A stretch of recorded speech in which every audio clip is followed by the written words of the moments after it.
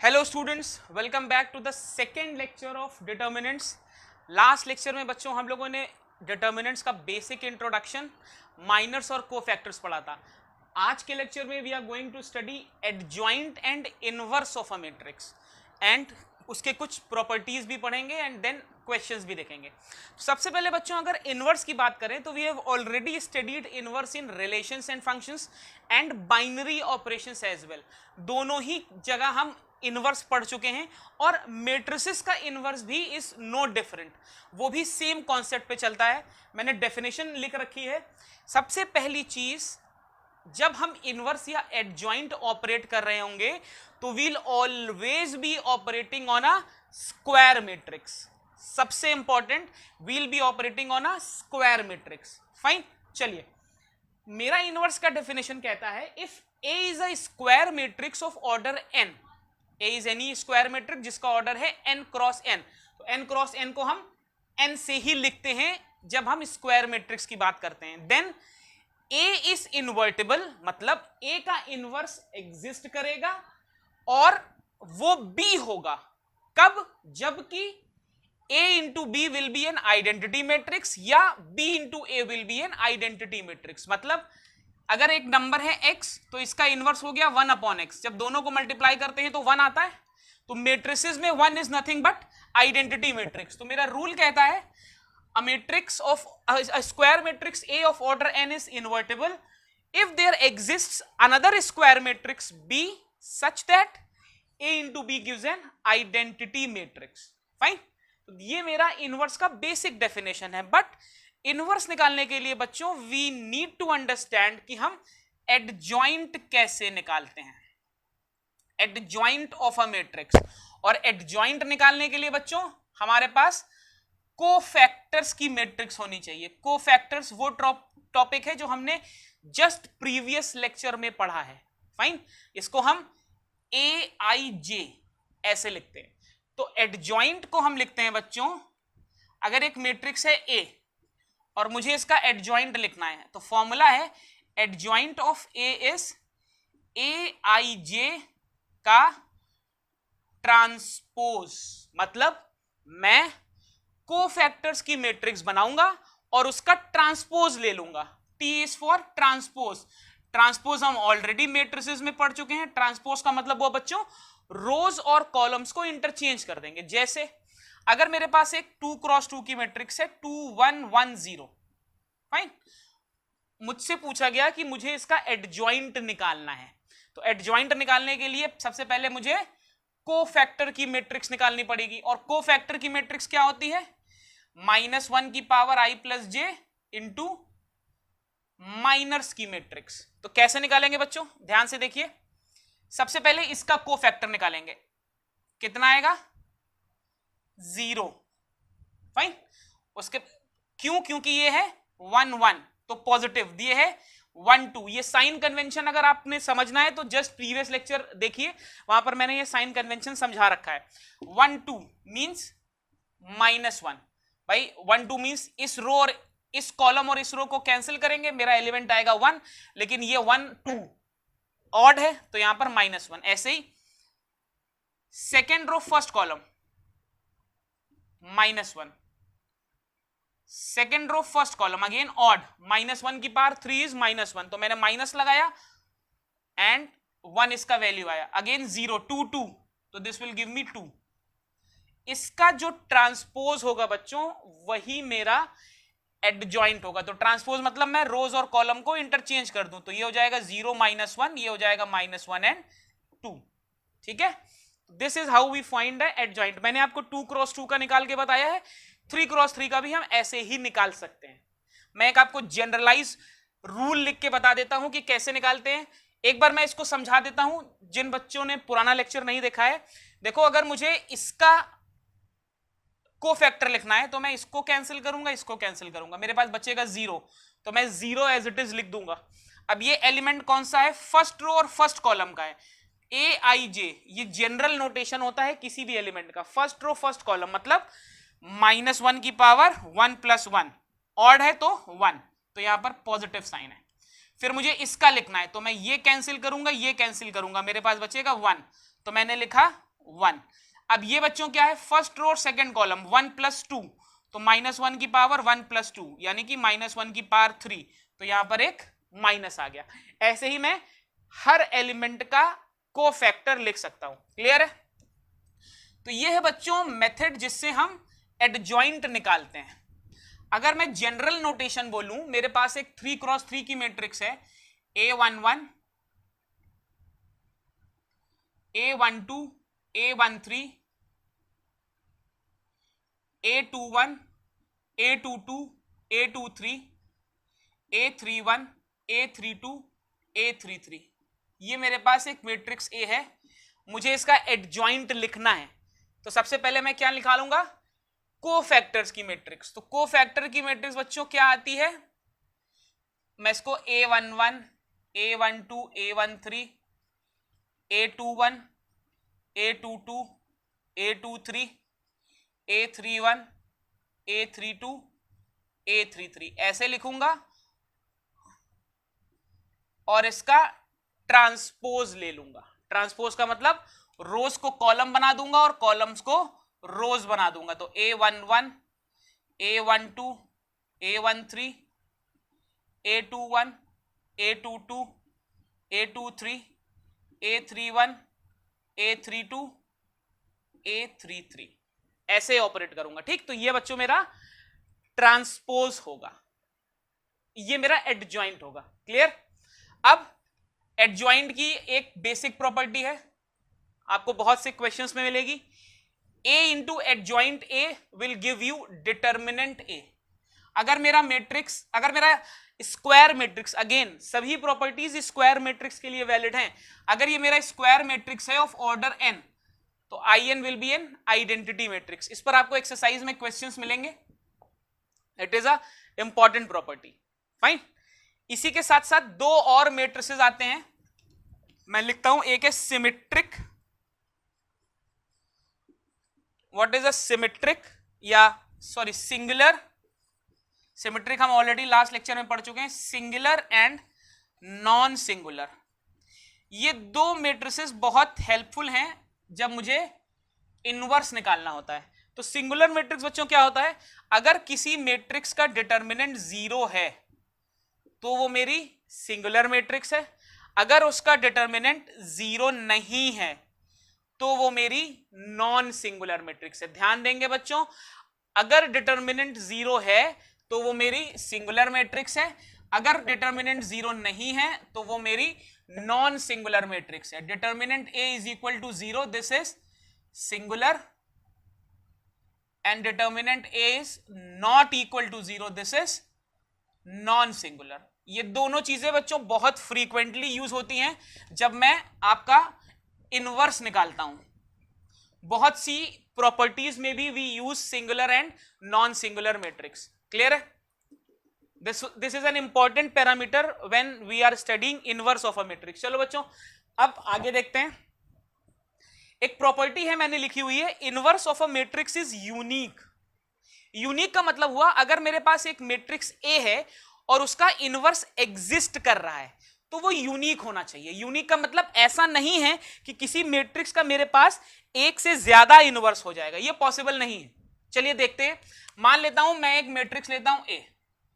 ठीक, सबसे पहली चीज तो बच्चों इनवर्स निकालते कैसे हैं, हमने डेफिनेशन तो देख ली इनवर्स की, बट इनवर्स का प्रोसीजर क्या है, मैं यहां पर फॉर्मूला लिख देता हूं। A inverse is 1 upon determinant A into adjoint A. ये मेरा इनवर्स निकालने का फॉर्मूला है।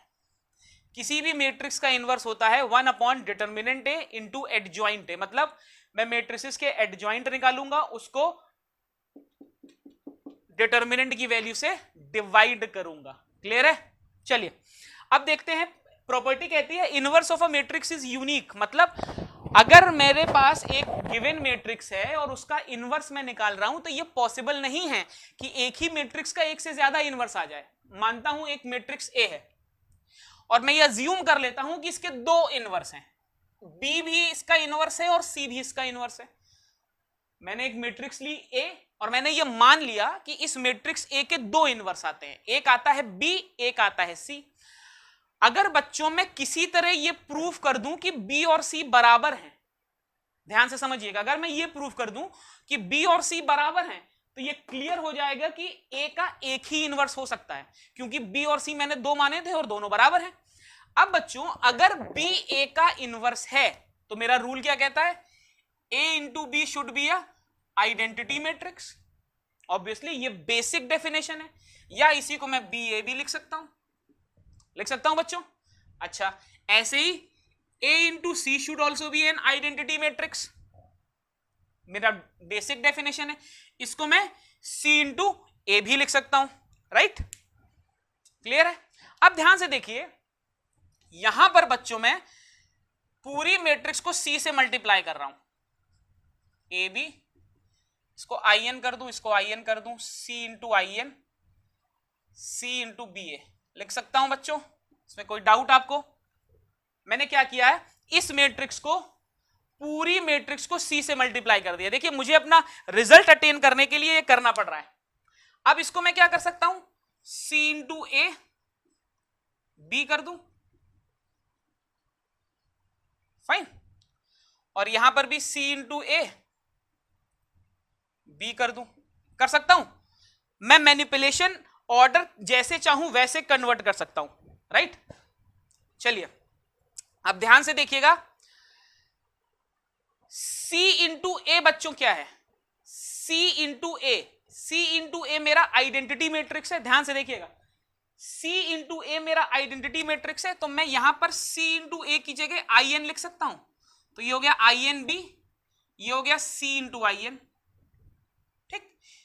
इसको मैं चाहे लिखूं चाहे ना लिखूं, ये मुझे सिर्फ A B is equal to B A बता रहा है। मैंने सिर्फ इतना ऑर्डर लिया है, इतना पोर्शन ले लिया, लिख सकता हूं बच्चों। सी ए को मैं आई एन लिख सकता हूं, तो मैंने आई एन लिख दिया, तो आई एन कैंसिल हो गया, तो यहां से क्या आया, बी इज इक्वल टू सी। अब बच्चों बी और सी था क्या, बी और सी मैंने ए के इनवर्स अज्यूम किए थे, और मैं क्या देखता हूं, बी और सी तो बराबर आ रहे हैं, इसका मतलब inverse of a matrix is unique. Inverse of a matrix is unique. किसी मैट्रिक्स ए का इनवर्स हमेशा एक ही आएगा, एक से ज्यादा इनवर्स नहीं हो सकता। क्लियर है? फाइन। चलिए नेक्स्ट मेरी प्रॉपर्टी क्या कहती है, square matrix is invertible if it is non singular. अब आप एक चीज देखो, इन्वर्टिबल में इनवर्स का फॉर्मूला ये है, अगर डिटर्मिनेंट ए जीरो हो जाए, ध्यान दीजिएगा, अगर डिटर्मिनेंट ए जीरो हो जाए तो मैट्रिक्स सिंगुलर हो जाएगी। अगर बच्चों मैट्रिक्स सिंगुलर हो गई तो एडजॉइंट ए अपॉन जीरो, ये तो अनडिफाइंड है, anything upon zero is undefined. तो ए इनवर्स के डिफाइन होने के लिए बच्चों डिटर्मिनेंट ए को नॉन जीरो होना पड़ेगा, और अगर डिटर्मिनेंट ए नॉन जीरो है तो मेरी मैट्रिक्स नॉन सिंगुलर ही होगी। क्लियर है? This is again a very important property. देखिए एनसीईआरटी में बहुत से, सीबीएसई में बहुत से ऐसे क्वेश्चंस हैं जहां पे आपको प्रॉपर्टीज को यूज करना है। क्लियर? चलिए एक और प्रॉपर्टी देखते हैं। देखिए वैसे बहुत सी प्रॉपर्टीज है, बट मैंने आपको वो प्रॉपर्टीज लिख के दी हैं जिनसे आपके क्वेश्चंस पूछे जाते हैं और मैक्सिमम क्वेश्चंस में जिनका यूज होता है। क्लियर है? चलो नेक्स्ट प्रॉपर्टी देखते हैं। A B inverse is B inverse A inverse if A and B are invertible with same order then A B is also invertible.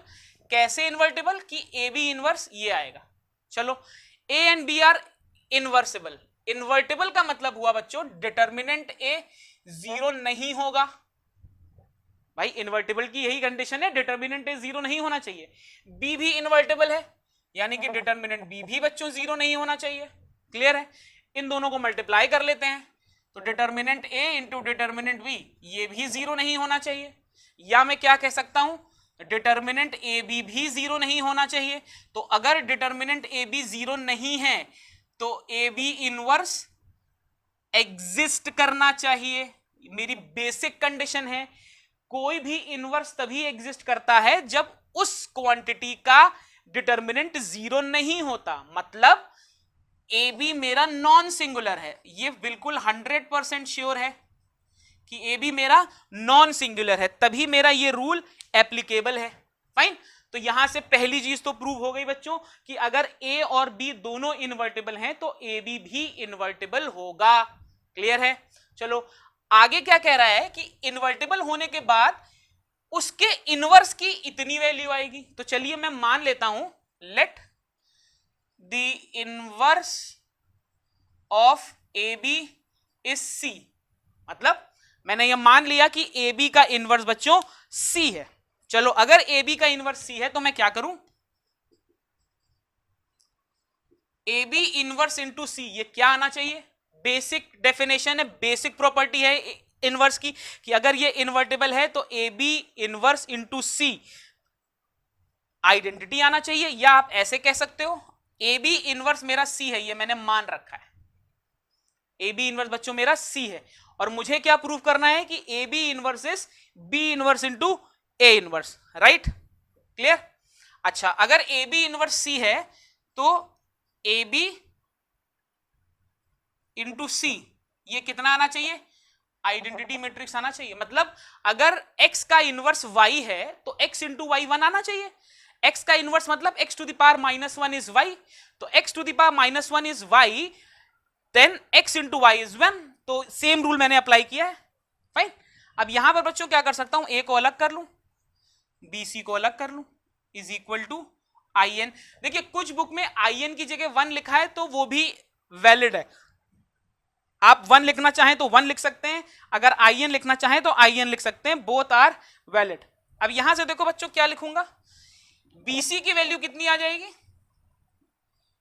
a inverse into in। देखिए this a will go here और यहां से ये ऊपर जाएगा तो a inverse बना देगा, राइट। इसमें कोई डाउट किसी को, एक बार देख लीजिए ये मेथड, इट्स गुड। मुझे प्रूफ करना था बच्चों, मुझे प्रूफ करना था A B inverse is B inverse A inverse. मतलब अगर ए बी का इनवर्स एग्जिस्ट कर रहा है तो उसकी वैल्यू आनी चाहिए B inverse into A inverse, ये मुझे प्रूव करना था, फाइन। चलिए अब बच्चों यहां पर ध्यान से देखिएगा क्या कर रहा हूं मैं, I am multiplying this equation by B inverse. मैं इस पूरी इक्वेशन को बी इनवर्स से मल्टीप्लाई कर रहा हूं, मल्टीप्लाई बाई बी इनवर्स। तो जब मैं बी इनवर्स से मल्टीप्लाई करूंगा तो ये हो जाएगा B inverse B C is equal to B inverse A inverse. अब आई एन लिखूं चाहे ना लिखूं वो बाद में इनकॉर्पोरेट हो जाएगा, या आई एन लिख देता हूं आपकी बेटर अंडरस्टैंडिंग के लिए, this is I N, fine. अब देखिए कैसे हो रहा है, अब यहां पर मैं क्या कर सकता हूं, बी इनवर्स इंटू बी एक साथ ले लूं, C is equal to B inverse A inverse I N. अब बच्चों बी इनवर्स इंटू बी क्या आएगा, किसी भी मैट्रिक्स को जब उसी के इनवर्स से मल्टीप्लाई करेंगे तो आइडेंटिटी मैट्रिक्स आ जाएगा, this will be B inverse A inverse into I N से आई एन गेट्स कैंसल्ड, तो I get C is equal to B inverse into A inverse. अब बच्चों सी क्या था, सी था ए बी इनवर्स, सी था मेरा ए बी इनवर्स। तो ए बी इनवर्स कितना आ गया बच्चों, A B inverse is B inverse and A inverse. तो this is how we prove this property, this is very important as per the revised syllabus. Since आपके पास determinants के properties हट गए हैं फ्रॉम सीबीएसई बोर्ड, तो ये question बहुत इंपॉर्टेंट हो जाता है बोर्ड्स के लिए, बहुत इंपॉर्टेंट हो जाता है। मैं बार बार बोल रहा हूं, this question becomes very important. आप देखोगे अभी एंड में I will do a lengthy questions जहां पर we'll be using this property, fine. चलो लास्ट प्रॉपर्टी देखते हैं बच्चों क्या है। Last property says if A is non singular with order n then adjoint A is determinant A to the power n-1। Again आपके पास बोर्ड में question आता है find the value of adjoint A without expanding the matrix, तो वहां पर हम ये फॉर्मूला सीधे यूज करेंगे, क्लियर है। ये था बच्चों थ्योरेटिकल पार्ट। चलिए अब कुछ न्यूमेरिकल्स करते हैं जिससे आपका कॉन्सेप्ट और क्लियर होगा। चलिए बच्चों this is the question that we have to discuss. दो टाइप के क्वेश्चन ही बनते हैं इनवर्स में। पहला देखिए, a given matrix and you have to find adjoint A without computing adjoint A। तो बेटा फॉर्मूला क्या था, हमने अभी फॉर्मूला लिखा था, this is determinant A to the power n-1, fine, where n is the order of the matrix. तो यहां पर 3x3 की मैट्रिक्स है तो इसका वैल्यू क्या आना चाहिए, डिटर्मिनेंट A का स्क्वायर, मतलब मुझे इसका डिटर्मिनेंट निकाल लेना है। तो डिटर्मिनेंट A कितना आ जाएगा बच्चों, 1 - 1 2 3 1 - 2 1 0 3।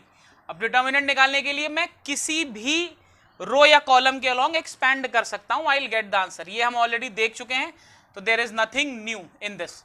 1 this will be 3 plus 1 this will be 9 plus 2 plus 2 this will be -1। आप इसको सॉल्व कर लोगे, जो आंसर आएगा उसका स्क्वायर कर दोगे तो you will get the answer. Fine, basic simple formula based questions हैं, there is nothing new. What is new is the second question. ये क्वेश्चन बच्चों अलग है।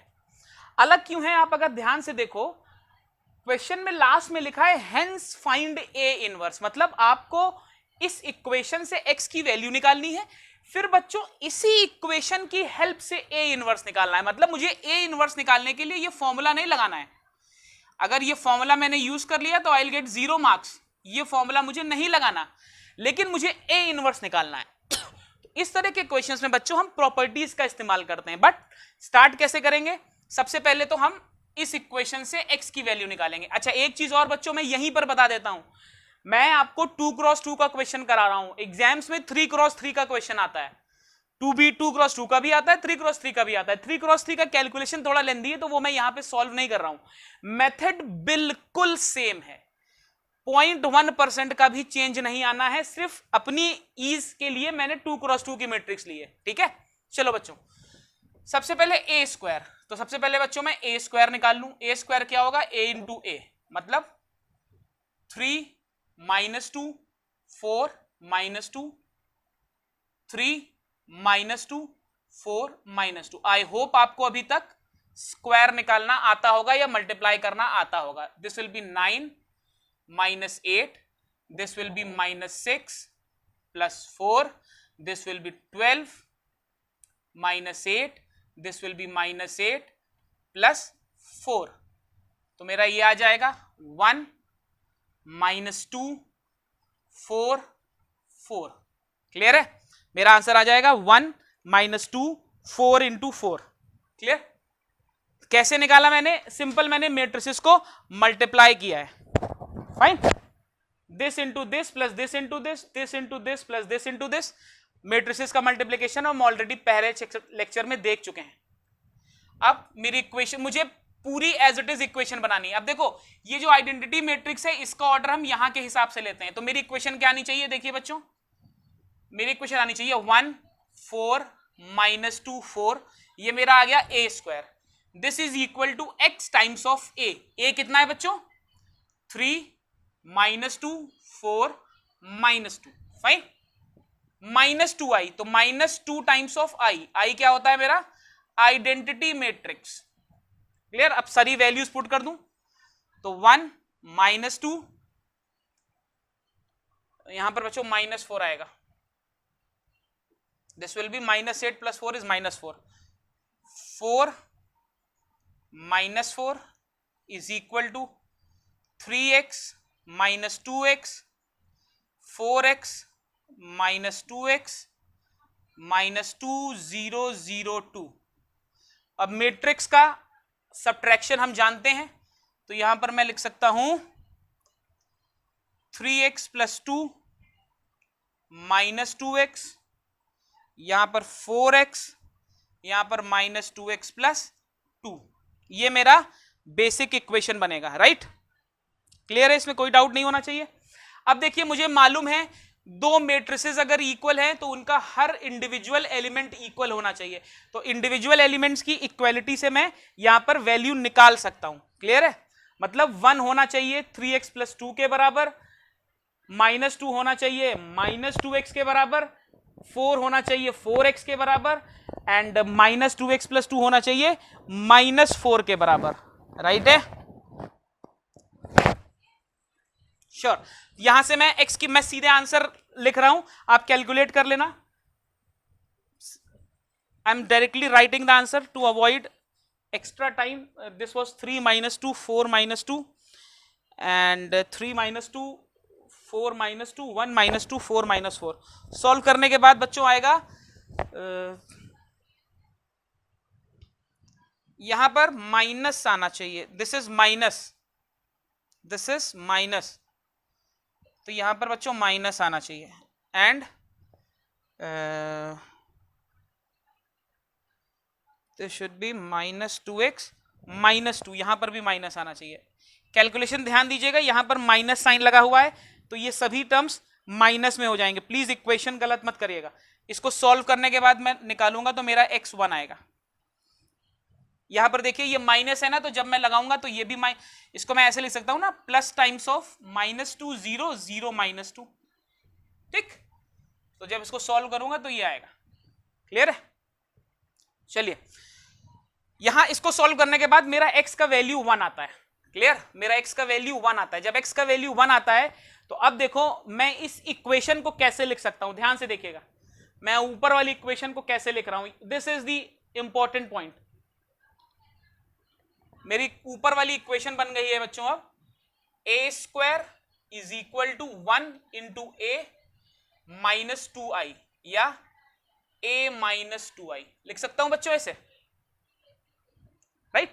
अब देखो मैं a को इधर ला रहा हूं तो a² minus a is equal to -2i। फिर मैं a कॉमन ले रहा हूं तो a -1 is equal to -2i। यहां तक क्लियर है? It was simple. अब यहां पर देखिए मैं क्या कर रहा हूं, मुझसे क्वेश्चन में बोला गया है कि मुझे a इनवर्स निकालना है, लेकिन मुझे कोई प्रॉपर्टी नहीं यूज, मतलब मुझे ये फॉर्मूला नहीं यूज करना। तो मैं क्या कर रहा हूं, मल्टीप्लाई बाई a इनवर्स। मैं a इनवर्स से पूरी इक्वेशन को मल्टीप्लाई कर रहा हूं तो ये हो गया a inverse into a -1 is equal to -2i a inverse. ठीक, तो a इंटू a इनवर्स कितना हो गया, i, दिस इज a -1। इसको क्या लिख सकता हूं बच्चों, -2 a inverse into i।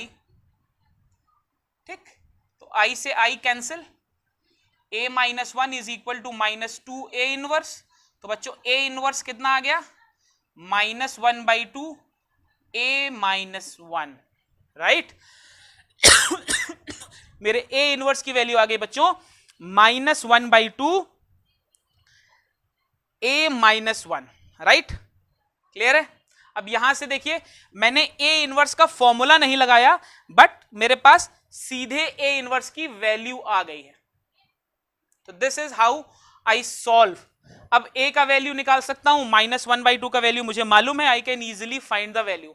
If you want I can directly give you the answer. Answer बच्चों आएगा a inverse will be -1 1 -2 and 3/2। Clear है? अब यहां पर बच्चों 1 से कंफ्यूज नहीं होना है, मैंने आपको पहले भी बताया है 1 and identity matrix are same. ठीक है, तो इसको मैं चाहे 1 लिखूं चाहे मैं इसको ऐसे लिखूं 1/2 a -i, एक ही बात है। यहां पर भी बहुत से बच्चों को कंफ्यूजन हो जाता है, तो इसमें बिल्कुल कंफ्यूज नहीं होना है। इसको ऐसे भी लिख सकता हूं 1/2 i - a। क्लियर है? अब i मतलब a मेरी मैट्रिक्स कैसी है, a मेरी ये है 3 -2 4 -2, i मतलब 1 0 0 1, मुझे इसको माइनस करना है। ठीक है ना? तो मैं सॉल्व ही कर देता हूं, 1/2 बाहर करूं, 1 - 3 is -2, 0 - 2 is 2, 0 - 4 is -4, 0 minus of -2 is, sorry 1 - 2 is 3। जब 1/2 करूंगा तो मुझे ये वैल्यूज मिल जाएंगी। ठीक है? तो this is a very very important question for board examinations this year, specially for CBSE board students. आपके यहां कंसिस्टेंसी वाली इक्वेशंस भी रिड्यूस हो गया है, तो होपफुली आपको इसी आर्टिकल से 3 से 4 नंबर का क्वेश्चन मिलने वाला है। तो प्लीज मेक श्योर आपको ये ठीक से समझ आ जाए। क्लियर है? I hope the lecture was fruitful. Go through the lecture again. Next lecture में we'll be discussing consistency, Cramer's rule to solve the linear equations. I'll tell you a shortcut method for determining the adjoint as well. Till then, stay safe and study well. Thank you.